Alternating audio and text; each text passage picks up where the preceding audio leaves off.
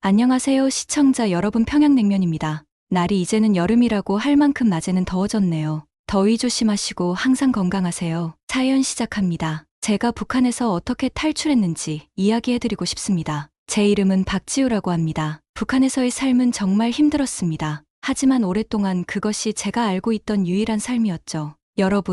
여러분이 하는 모든 일, 말하는 모든 것, 심지어 생각하는 모든 것까지 국가 지도자들에 의해 통제되는 세상을 상상해 보세요. 북한이 바로 그런 곳이었습니다. 정부는 항상 우리를 감시하고 우리가 무엇을 해야 할지 지시했죠. 우리는 항상 무언가로 인해 곤란해질까봐 두려웠습니다. 우리 가족은 늘 먹을 것이 충분할지 걱정이었습니다. 정부에서는 한 달에 한 사람당 쌀 500밖에 주지 않았습니다. 그건 쌀 2공기 정도밖에 되지 않아요. 한 달 동안 그것으로 버텨야 한다는 것을 상상할 수 있으신가요? 우리는 항상 배가 고팠고 뱃속이 꼬르륵거리면서 더 먹을 것을 바랐죠. 매일매일 삶은 끊임없는 투쟁이었습니다.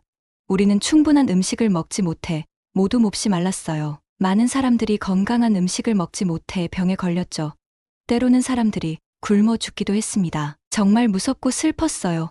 배가 너무 고파서 한밤중에 깼던 기억이 납니다. 해가 떠올라서 뭐라도 무엇이든 먹을 수 있게 되기를 기도했죠. 어떤 날은 너무 배가 고파 어지럽고 제대로 생각할 수 없을 정도였어요. 학교에서도 음식 생각만 났기 때문에 집중하기 어려웠죠. 선생님들은 우리의 위대한 지도자 김정은이 우리에게 필요한 모든 것을 주고 있다고 했어요. 하지만 그건 전혀 사실이 아니었습니다.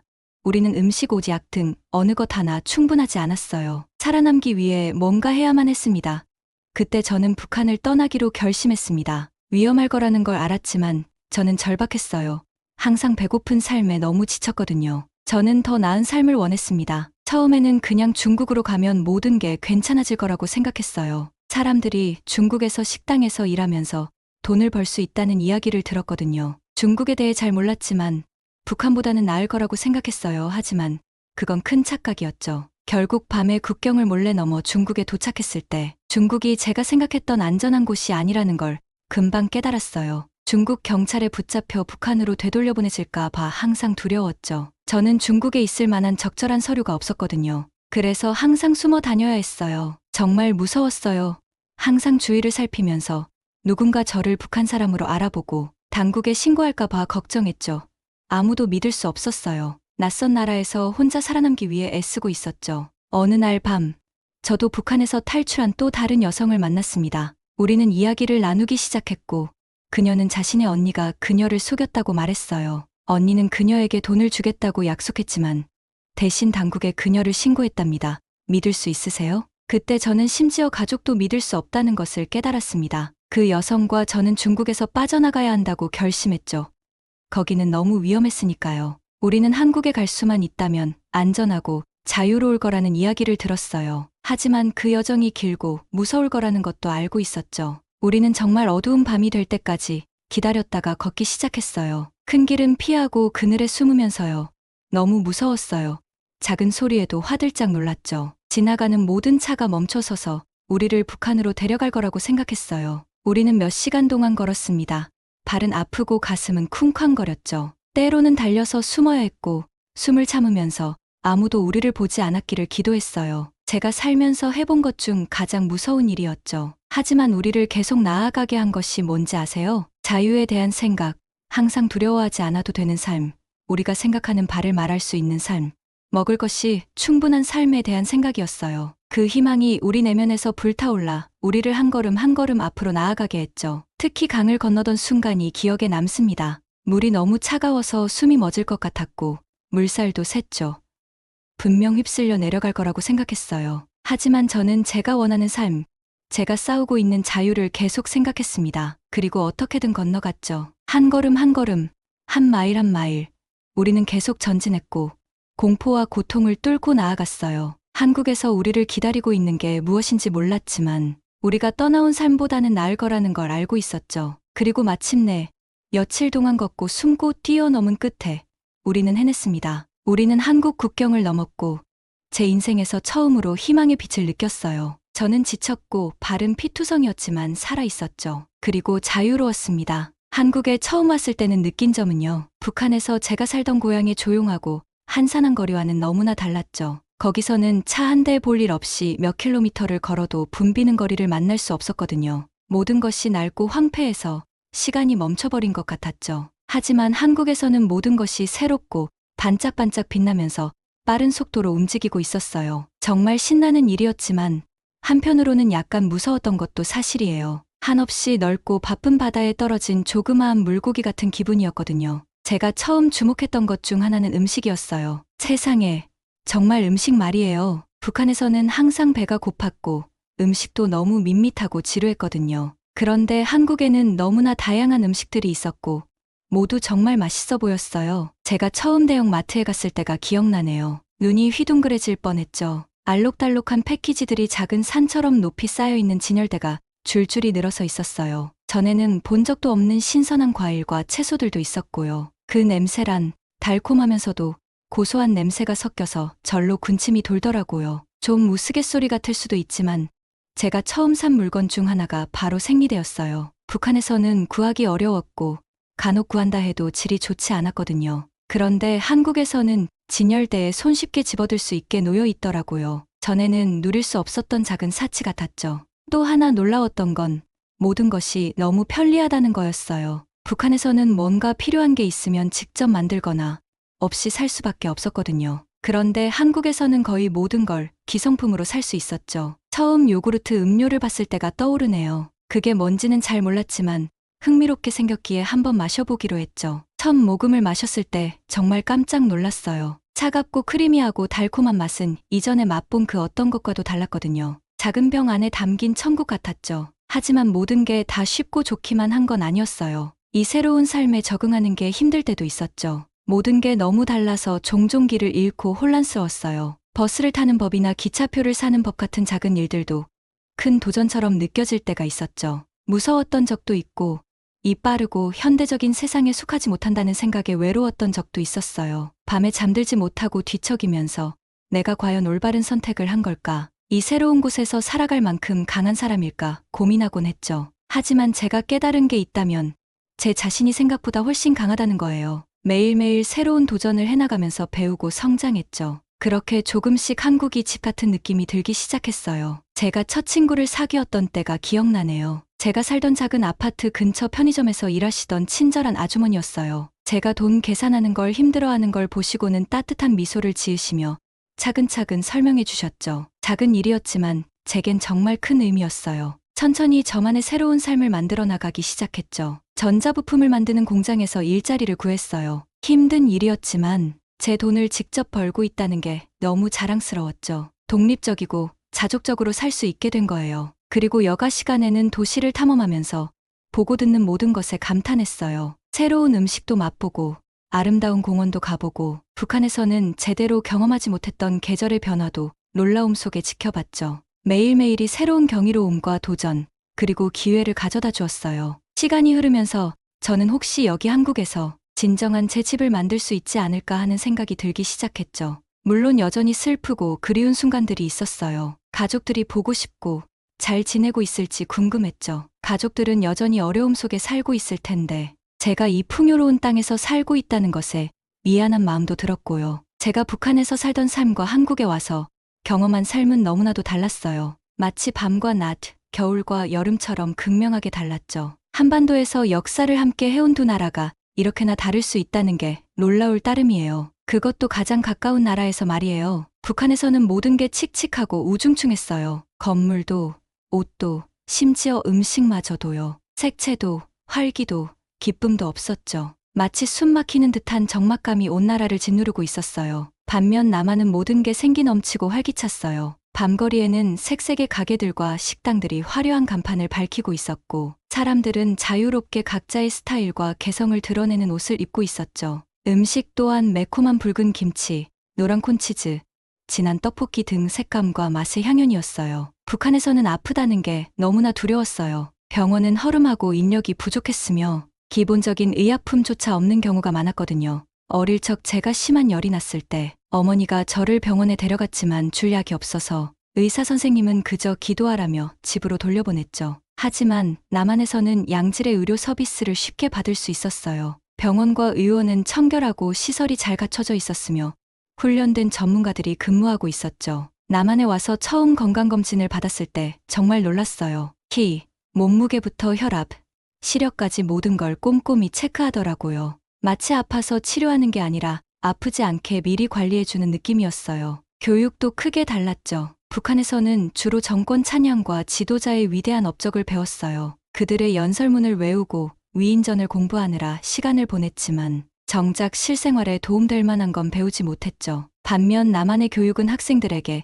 세상을 향해 문을 열어주고 인생을 개척해 나갈 도구를 제공하는 것에 방점이 있었어요. 수학, 과학, 역사, 문학, 예술, 음악 등을 가르쳤고 학생들이 비판적 사고를 통해 탐구하고 질문하도록 장려했죠. 저에게는 새로운 학문의 세계가 열린 듯했어요. 공원 산책이나 공중화장실 이용 같은 일상적인 것들도 완전히 달랐어요. 북한의 공원은 칙칙하고 황량해서 잡초만 무성한 들판 같았고 공중화장실은 구멍만 뚫려 있는 곳이 대부분이라 휴지나 비누는 찾아보기 힘들었죠. 그러나 남한의 공원은 도심 속 아름다운 오아시스 같았어요. 푸른 잔디와 색색의 꽃들, 잘 정돈된 산책로까지 주말이면 가족들이 소풍 와서 신선한 공기를 마시며 여유를 즐기곤 했죠. 공중화장실 역시 청결하게 관리되고 필요한 물품이 잘 구비되어 있어서 북한에서는 상상도 못했던 수준의 공중위생과 편의성을 경험할 수 있었어요. 하지만 무엇보다 가장 큰 차이는 두 사회를 감도는 공기 자체에 있었어요. 북한에는 늘 공포와 억압의 기운이 짙게 깔려 있었죠. 안개처럼 맴돌면서 좀처럼 거치지 않는 느낌이었어요. 마음 놓고 말할 수도, 표현할 수도, 심지어 이웃조차 믿을 수 없었죠. 모든 말과 행동이 감시되고 심판받았으니까요. 그런데 남한에는 자유와 가능성의 기운이 살아 숨 쉬었어요. 사람들은 자신의 의견을 당당히 말하고 열린 마음으로 토론하고 때로는 의견이 달라도 존중했죠. 자신의 열정을 좇고 꿈을 이루려 노력했죠. 보복이 두려워 움츠러들 필요가 없으니까요. 북한의 숨막히는 정적과는 달리 온 나라의 생동감과 활력이 넘쳐났어요. 한 번은 공원을 걷다 댄스 동아리 아이들이 춤 연습을 하는 모습을 봤는데 얼마나 즐겁고 행복해 보이던지 좀처럼 눈을 뗄 수가 없었어요. 그 광경을 보면서 북한에 없던 게 뭔지를 깨달았죠. 물질적인 것뿐만이 아니라 기쁨, 웃음, 즐거움, 그리고 서로 교감하고 소통하는 공동체 의식 같은 것 말이에요. 북한에서 우린 그저 살아남기 바빴지 제대로 삶을 누리지는 못했던 거죠. 저는 제 인생의 전환점이 개인의 탈출과 생존을 넘어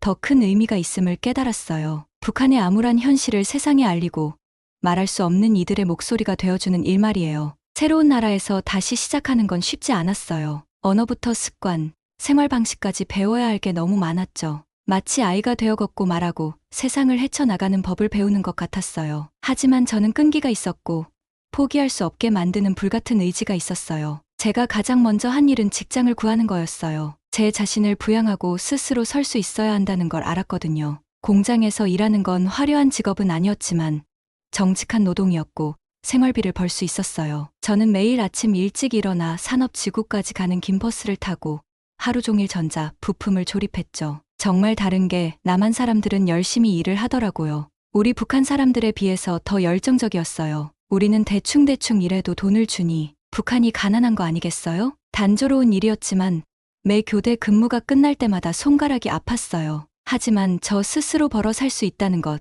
새로운 사회에 기여하고 있다는 것이 자랑스러웠어요. 그리고 천천히 몇 주 몇 달이 지나면서 저는 이 새로운 세상에서 점점 더 집처럼 느끼게 되었죠. 일하면서 힘든 시간을 겪은 다른 젊은 여성들과 친구가 되었어요. 우리는 점심을 같이 먹으면서 미래에 대한 희망과 꿈을 나누곤 했죠. 그들은 저에게 한국 문화와 음악, TV 프로그램, 명절에 대해 알려주었어요. 저 또한 그들에게 북한에서의 삶에 대해 말해주었고 그들은 믿기 어려워했죠. 점차 직장 밖에서도 제 삶을 만들어 갔어요. 제 것이라 부를 수 있는 작은 원룸을 구했죠. 크지는 않았지만 저에게는 안식처였고 긴장을 풀고 있는 그대로의 제가 될 수 있는 공간이었어요. 밤에는 바닥에 앉아 밥과 김치로 간단한 저녁을 먹으면서 제가 얼마나 멀리 왔는지 놀라곤 했죠. 하지만 이 새로운 삶을 만들어 가면서도 저는 과거를 잊을 수 없었어요. 북한에 있는 가족들 생각이 자주 났고 그들이 안전한지 먹을 것이 충분한지 궁금했죠. 가끔은 죄책감이 들기도 했어요. 제가 풍요로운 곳에 있는 동안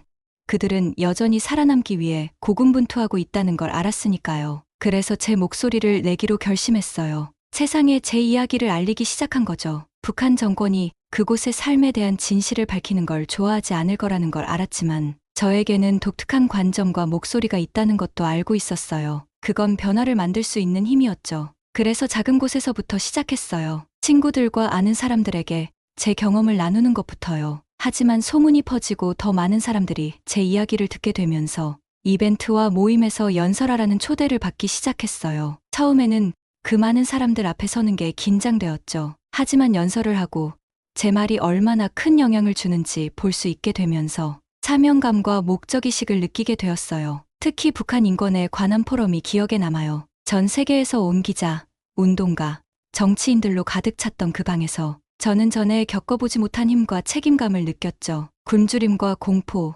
억압에 대해 이야기했어요. 하지만 동시에 희망과 인간 정신의 회복력, 자유와 민주주의의 힘에 대해서도 말했죠. 제가 이야기하는 동안 청중의 표정이 호기심에서 충격, 공감, 그리고 결의로 변해가는 걸 볼 수 있었어요. 행사가 끝난 후 한 명 한 명이 제게 와서 용기에 감사하다며 북한 주민들을 돕기 위해 더 노력하겠다고 다짐했어요. 그제서야 깨달았죠. 이게 바로 저의 소명이고 목적이라는 걸요. 그저 살아남는 것이 아니라 싸우고 목소리 없는 이들의 목소리가 되고 어둠 속에 빛이 되는 거였죠. 그 행사는 저에게 전환점이 되었어요. 그 후로 저는 북한에서 변화를 만들기 위해 노력하는 조직과 개인들과 함께 운동에 몰두했죠. 연설을 하고 글을 쓰고 심지어 유튜브 채널까지 만들어 메시지를 전파했어요. 제가 선택한 이 길이 쉽지만은 않았어요. 위협과 도전, 두려움과 의심의 순간들이 있었죠. 하지만 포기하고 싶을 때마다 저는 여전히 북한에서 고통받고 있는 사람들을 떠올렸어요. 목소리 낼 자유, 권리를 위해 싸울 자유조차 없는 그들 말이에요. 그리고 저는 멈출 수 없다는 걸 알았죠. 그들 모두가 자유로워질 때까지는 멈추지 않을 거예요. 왜냐하면 그게 바로 희망이고 인간 정신이니까요. 전염성이 있고 회복력이 있으며 멈출 수 없는 거죠. 그리고 일단 희망이 자리 잡고 퍼지기 시작하면 그 힘이 얼마나 멀리 갈지, 얼마나 많은 것을 이룰 수 있을지 아무도 모른답니다. 그게 바로 제가 여러분에게, 제 이야기를 듣는 모든 이들에게 전하고 싶은 메시지예요. 희망을 버리지 말고 옳은 일을 위해 싸우는 걸 멈추지 마세요. 여러분 자신의 삶에서건, 지역 사회에서건, 더 넓은 세상에서건 언제나 무언가를 할 수 있고 변화를 만들어낼 수 있는 방법이 있어요. 쉽지 않을 수도 있고 빨리 되지 않을 수도 있지만 모든 용기 있는 행동, 모든 정의로운 투쟁, 모든 항의의 목소리가 다 중요해요. 모두 한데 모여 마치 물방울이 돌을 깎아내듯이 힘을 발휘하죠. 어쩌면 언젠가 우리 모두가 계속 싸우고 희망을 갖고 믿음을 놓지 않는다면 북한 주민들이 마침내 자유를 얻게 되는 날을 볼 수 있을지도 몰라요. 두려움 없이 햇빛 아래를 걷고 보복의 위험 없이 자신의 생각을 말하고 공원에서 노는 젊은이들처럼 꿈꾸고 춤추고 웃을 수 있는 날 말이에요. 그게 바로 제 꿈이고 제 비전이며 제 희망이에요. 그리고 그게 현실이 될 때까지 모든 북한 사람들이 제가 찾은 기쁨과 자유를 알게 될 때까지 쉬지 않을 거예요. 우리 모두 함께라면 무엇이든 가능합니다. 함께라면 세상을 바꿀 수 있어요. 제 사연 끝까지 들어주셔서 감사합니다. 지금까지 평양냉면이었습니다. 시청해주셔서 진심으로 감사합니다.